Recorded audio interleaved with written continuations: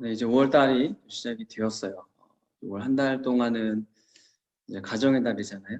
그래서 여러분의 또 가정 가운데 또 주님의 사랑이 있고 또 화목함이 있고 또 기쁨과 행복이 넘치는 그런 가정이 되었으면 좋겠어요. 물론 우리의 상황은 여전히 힘든 상황이지만 우리 가정 안에는 그래도 올 한 달 또 하나님의 위로와 또 하나님의 만져주심이 주님 또 사랑이 넘쳐나는 그런 가정이 되기를 같이 또 바라고 또 소망했으면 좋겠네요.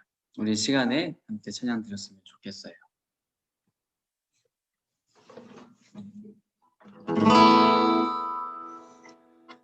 6월절 어린 양의 피로 나의 삶의 문이 열렸네. 저 어둠의 권세는 힘이 없네. 주 보혈의 능력으로 원수가 날 정죄할 때에도 나는 높게 설 수 있네. 난 더 이상 정죄함 없네. 난 주 보혈 아래 있네. 다시 한번 6월절 어린 양의 피로 나의 삶의 문이 열렸네. 저 어둠의 권세는 힘이 없네. 주 보혈의 능력으로 원수가 날 정죄할 때에도 나는 높게 설 수 있네. 난 더 이상 정죄함 없네. 난 주 보혈 아래 있네. 난 주 보혈 아래 있네. 그 피로 내 죄 사했네. 하나님의 분 날 거룩게 하시었네. 난 주 보혈 아래 있네. 나 원수의 어떠한 공격에도 더 이상 넘어지지 않네. 난 주 보혈 아래 있네. 난 주 보혈 아래 있네. 그 피로 내 죄 사했네.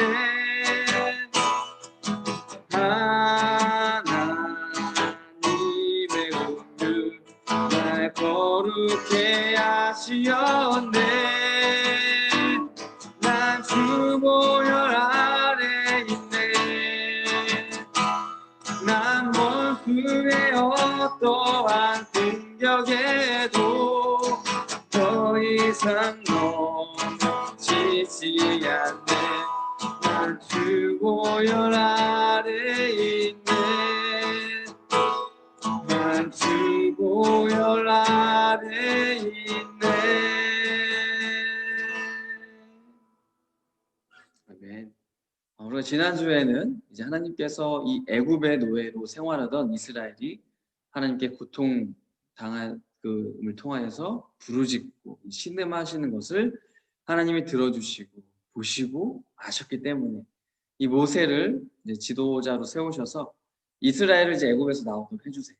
자, 그런데 그냥 나오게 하지 않고 이 애굽에 10가지의 재앙을 내려주셨어요. 첫 번째, 지난주에 우리가 첫 번째부터 9번째 재앙을 이제 살펴봤는데요. 이렇게 9번째까지 재앙을 내렸지만 애굽 왕 바로는 이스라엘 백성을 하나님께로 보내지 않아요. 그래서 이제 하나님께서는 마지막 이 10번째 재앙을 애굽에 내려주시는 거죠. 그 내용이 이제 출애굽기 11장 4절부터 8절 말씀인데요. 이거 제가 읽어볼게요. 자, 모세가 파로에게 말했습니다. 여호와께서 이렇게 말씀하셨습니다.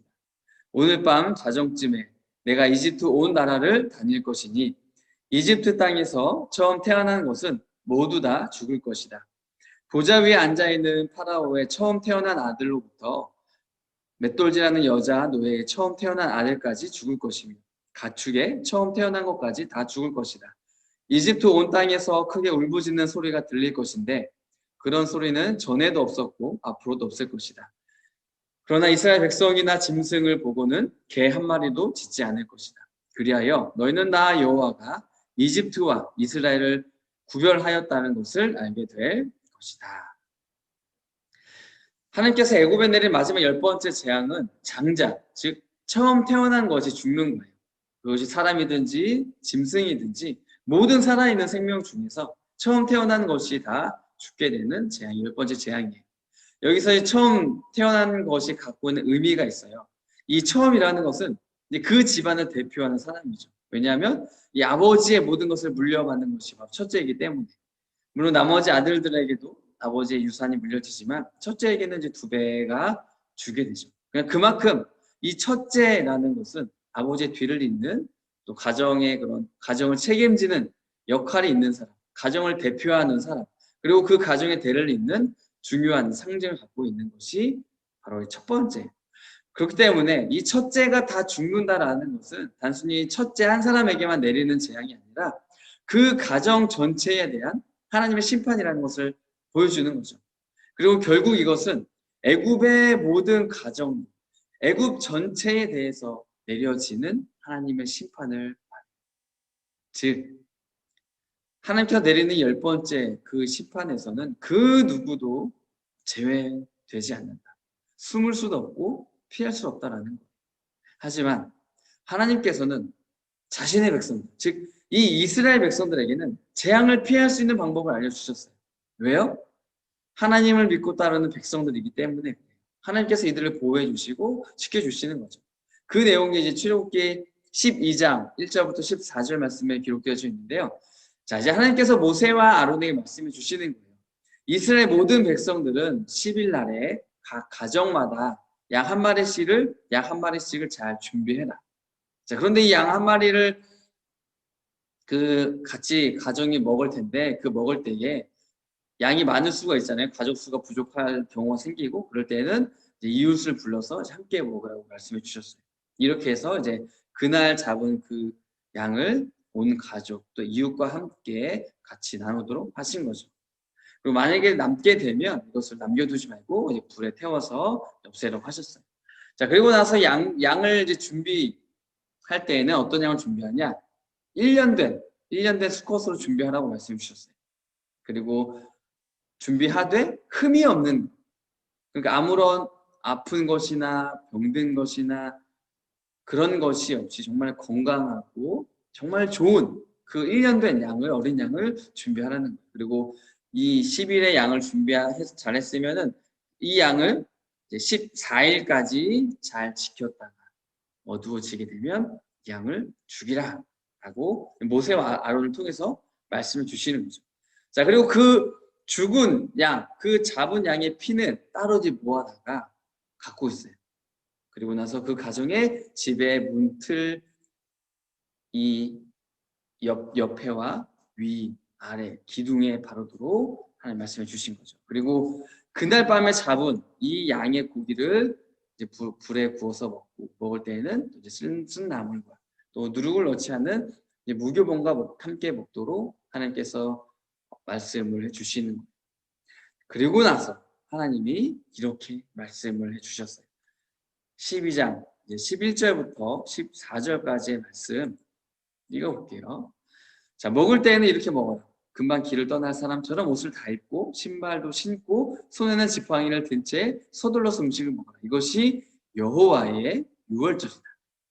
그날 밤 나는 이집트 온 나라로 다니며 짐승이든 사람이든 이집트 땅의 모든 처음 태어난 것을 죽일 것이다. 그리고 이집트의 모든 신들에게도 벌을 내릴 것이다. 나는 여호와이다. 그러나 너희가 사는 집에 피가 발려져 있으면 그것이 표시가 될 것이니 피가 발려져 있는 것을 보면 나는 지나갈 것이다. 내가 이집트 땅을 칠 때에 너희에게는 어떤 재앙도 미치지 않을 것이다. 너희는 언제나 이 날을 기억하며 이 날을 나 여호와의 기념일로 지키라. 너희는 대대로 이 날을 기념하여 지켜야 한다. 자, 하나님께서는 마지막 10번째 재앙을 통해서 이 애굽과 또 애굽이 믿는 신들을 심판하셨어요. 하지만 그 가운데서 하나님께서는 이 이스라엘이 죽지 않고 구원을 얻을 수 있고 하나님의 심판을 받지 않고 구원을 받을 수 있는 은혜를 베풀어 주시는 거죠. 그 날이 바로 6월절이에요. 앞서 하나님께서는 이스라엘 백성들이 각 가정마다 이제 1년 된 흠이 없는 어린 양을 잡아다가 그 피를 이제 문 틀에 또 문 위 아래 또 기둥에 바르라고 그렇게 말씀을 하셨던 그 이유가 뭐예요? 애굽의 땅과 애굽의 사람들과 애굽의 신들을 심판하실 때에 그 집에 그 문에 이 어린 양의 피가 발려져 있으면 그 집에는 하나님의 심판이 임하지 않고 구원을 받을 수 있기 때문입니다. 그리고 드디어 이스라엘은 애굽에서 나가게 되는 거죠. 이 마지막 10번째 재앙으로 인해서 애굽에 있는 사람의 첫 번째 태어난 것과 또 가축의 첫 새끼가 다 죽게 돼요. 큰 고통과 울부짖음이 애굽 땅에 가득했죠. 그래서 이 밤에 바로가 그러니까 애굽 왕 바로가 모세와 아론을 불러요. 너희와 이스라엘 백성은 일어나서 하나님께 가라. 너희 어린 자녀들도 데려가고 너희 양과 염소도 데려가라. 그리고 나를 위해서 축복해라. 봐라. 지금 우리를 봐라. 우리는 다 죽은 자와 같이 되었다. 이렇게 말을 하는 거예요. 그 전까지만 해도 바로가 계속해서 이스라엘 백성들을 보내지 않고 끝까지 대항을 했지만 마지막 10번째 재앙을 통하여서 이제 바로가 하나님께 항복을 하는 거예요. 그리고 나서 이스라엘은 이제 출애굽의 은혜를 경험하게 되는 거죠.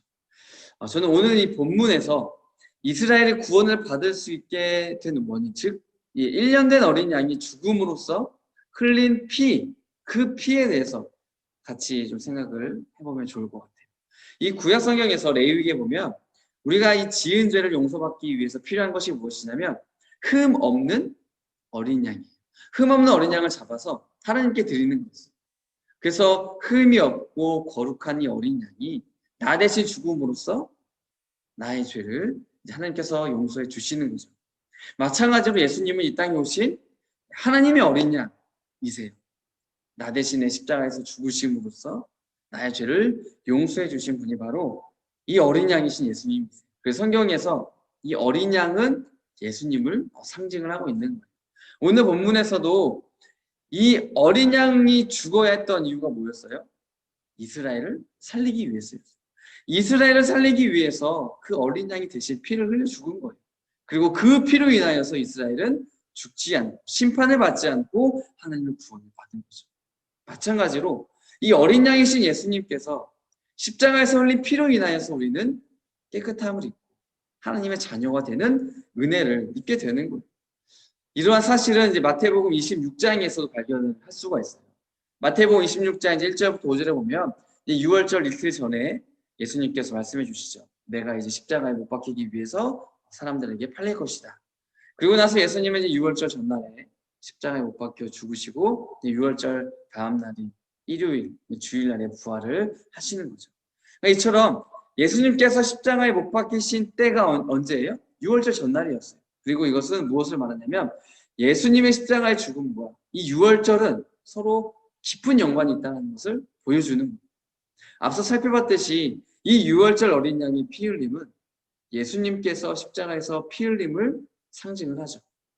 그렇기 때문에 이 예수님께서는 6월절 전날에 십자가에서 피 흘려 죽으심으로써 자신이 이 이스라엘을 죽음에서 구원하기 위해서 피 흘린 그 어린 양처럼 온 인류의 죄를 용서하시고 그들을 구원하기 위해서 피 흘리신 하나님의 어린 양이라는 것을 보여주시는 거예요. 이와 같은 사실은 또 요한복음 1장 9절에서도 나타나는데요. 여기에서 보면 이 세례 요한의 고백을 통해서 예수님이 이 땅에 오신 하나님의 어린 양이시구나라는 것을 우리가 알 수가 있어요.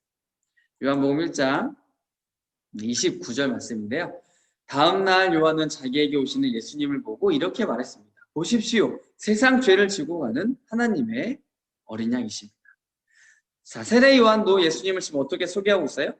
6월절 어린 양의 피로 이스라엘을 구원했듯이 예수님은 하나님의 어린 양으로서 이 땅에 오셔서 자신의 피 흘림으로 믿는 자들을 구원하시는 유일한 구원자이시다라는 것을 고백하고 있는 거예요. 또 오늘 본문에서 이 어린 양은 이사야 52장 13절부터 53장 12절에서 말하는 고난받는 종으로서의 또 하나님의 백성의 죄를 위해서 죽임을 당하는 그런 어린 양을 또 의미를 하고 있어요. 이 중에서 이제 이사야 53장 6절과 7절 말씀만 제가 좀 읽어볼게요. 우리는 모두 양처럼 흩어져 제 갈 길로 갔으나 여호와께서 우리의 모든 죄짐을 그에게 지게 하셨다. 그는 매를 맞고 고난을 당했으나 마치 도살장으로 끌려가는 어린 양과 같이 아무 말도 하지 않았다. 털을 깎이는 양과 같이 잠잠하고 입을 열지 않았다. 이사야 53장 6절부터 7절에는 우리에게 두 가지 중요한 것을 얘기해 주죠. 첫 번째는 뭐예요? 이 어린 양은 우리 모두의 죄악을 대신 지셨다라는. 그래서 세례 요한은 29절에서 이 어린 양, 즉 예수님은 세상의 죄를 지고 가는 하나님의 어린 양이다라고 말하죠. 이 말은 뭐예요? 이 예수님이 나의 죄, 온 인류의 죄를 지셨다라는 것을 보여주는 거예요. 그리고 이 세상 죄를 대신 지었다라는 것은 또 온 인류의 죄를 지었다라는 것은 오직 예수님만이 우리의 죄를 용서할 유일한 분이시다라는 것을 우리에게 보여주죠. 그렇기 때문에 나의 죄도 예수님께서 십자가에 흘리신 피로 용서를 받고 깨끗함을 받게 되는 예수님 외에는 다른 길이 절대로 없다는 사실이죠. 한편 이 이사야 53장에서 말하는 어린 양은 도살장으로 끌려가는 어린 양과 같다고 그랬죠. 그리고 이 털 깎는 자 앞에서 이 어린 양과 같이 잠잠하고 입을 열지 않는다라고 표현을 해주고 있어요. 이것은 예수님께서 십자가에서 죽으시는 것에 대해서 끝까지 순종하신 모습을 보여주고 있는 거예요. 물론 예수님께서 그 십자가의 고통과 괴로움 앞에서 하나님께 기도를 하기도 했죠. 이 십자가를 내게서 옮겨달라고. 하지만 예수님의 그 마지막 기도는 뭐였어요? 내가 원하는 대로 이루어지는 것이 아니라 하나님의 뜻이 온전히 이루어지기를 원합니다 하고 기도를 하게 되었어요. 그러니까 예수님도 인간으로 오신 분이시기 때문에 이 십자가에서 당할 고통과 이 죽음을 피하고 싶으셨죠. 하지만 예수님은 자신의 뜻을 내려놓고 하나님의 뜻에 순종했어요. 그렇기 때문에 역시 우리가 구원받는 유일한 길은 바로 이 어린 양과 같은 예수님의 십자가의 죽으심, 십자가에서의 피 흘리심을 통해서만 가능하다라는 것을 우리가 반드시 기억을 했으면 좋겠어요. 하나님께서는 이 이스라엘을 이제 죽음에서 구원하시기 위해서 아무런 죄도 없는 어린 양을 각 가정마다 피 흘려서 죽게 하셨어요. 그리고 이 어린 양의 죽음과 그 피 흘림으로 말미암아 이스라엘은 그 마지막 10번째 재앙에서 심판을 받지 않고 구원의 은혜를 받게 된 거죠. 마찬가지로 하나님께서는 온 인류를 구원하시기 위해서 이 땅에 하나님의 어린 양으로 예수님을 보내주신 거예요. 그리고 이 어린 양이신 예수님은 십자가에서 친히 피 흘려 죽으시고 부활하셨어요. 그래서 이 어린 양이신 예수님은 우리의 구원자가 되는 거예요. 우리의 유일한 구원받을 수 있는 길이 되어주시는 거죠. 예수님을 믿어야지만 나의 죄를 용서받고 구원받는 하나님의 자녀가 된다는 사실이에요. 저는 우리 중고등부 친구들이 이 사실을 오늘 말씀을 기억했으면 좋겠어요. 그리고 이 예수님 앞에서 내가 죄인이다. 예수님 저는 죄인이에요. 라는 그런 솔직한 고백을 하고 그 고백을 통해서 나의 죄를 용서해 주시는 그 예수님의 십자가의 사랑을 경험하는 친구들이 되었으면 좋겠어요. 그래서 우리 모두가 다 구원받은 하나님의 자녀가 다 되는 우리 중고등부 친구들이 되길 바라요. 제가 잠시 기도할게요. 참 좋으신 하나님 감사드립니다. 오늘 예수님께서 이스라엘을 구원하기 위해 애굽 땅에 마지막 10번째의 재앙을 내려주셨습니다. 애굽 땅에 있는 모든 살아있는 것 중에 첫 번째로 태어난 것은 다 죽게 되는 심판이지만 이 죽음 가운데, 이 심판 가운데 하나님께서는 이스라엘 백성들에게 살 길을 보여주셨습니다. 바로 흠이 없는, 죄가 없는 1년 어린 양을 죽이고 그 피를 통하여서 이스라엘을 구원받도록 은혜를 허락해 주셨습니다. 하나님, 바로 이 어린 양이 나의 죄를 용서하기 위해 이 땅에 오신 그 예수님이십니다. 예수님은 자신이 직접 어린 양이 되어 주셔서 죄가 없으신 어린 양이 되어 주셔서 십자가에서 피 흘려 죽어 주셨습니다. 그 예수님이 나를 사랑하시기 때문에, 그 예수님이 나를 구원해 주시기 위해서, 그 예수님이 나를 하나님의 자녀로 삼기 위해서 십자가에서 피 흘리고 죽어 주셨습니다. 하나님, 우리가 이 사실을 잊지 않게 도와주세요. 우리가 교회 다니면서 신앙생활하면서 우리가 하나님의 말씀을 들으면서 우리 마음속에 늘 가져야 하는 마음, 예수님이 나의 죄를 용서하기 위해서 이 땅에 오신, 그리고 스스로 죽으신 구원자이시다. 이 믿음의 고백이 우리 친구들 가운데 다 있을 수 있게 주님 도와주세요. 주님, 우리는 죄인입니다. 나는 죄인입니다. 주님 앞에 솔직하게 날마다 고백하오니 하나님, 우리 나의 죄를, 또 우리 중고등부 친구들의 죄를 주님 다 용서해 주셔서 하나님의 구원의 은혜를, 또 용서하심의 은혜를 다 경험하는 모든 하나님의 자녀들이 다 될 수 있도록 하나님 도와주세요. 감사하며 예수님의 이름으로 기도드립니다. 아멘.